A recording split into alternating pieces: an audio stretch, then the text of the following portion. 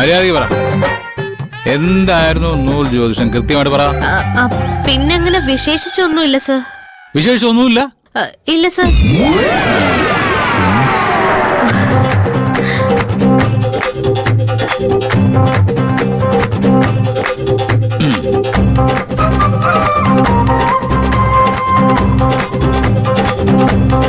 ഇല്ല sir.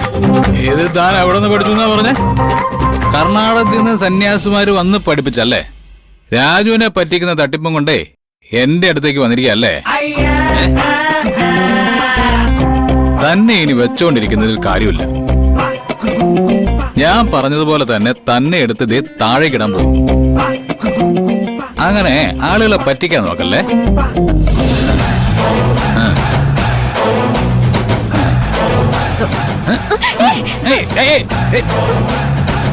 Sorry sir, നൂൽ ജോത്സ്യം ഫലിച്ചു.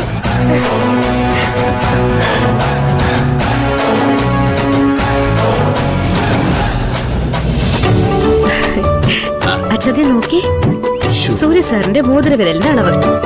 ഇതെങ്ങനെ ഒപ്പിച്ചു? നൂൽ ജോത്സ്യം. സാറ് വിശ്വസിച്ചോ?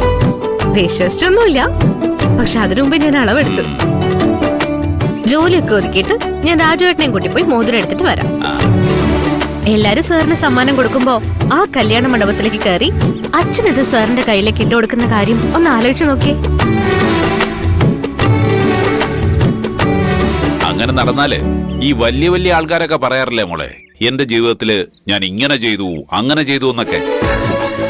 അച്ഛനും പറയും എന്റെ സാറിന്റെ മോന്റെ കല്യാണത്തിന് മണ്ഡപത്തിൽ കയറി ഞാനൊരു മോതിരം ഇട്ട് കൊടുത്തു.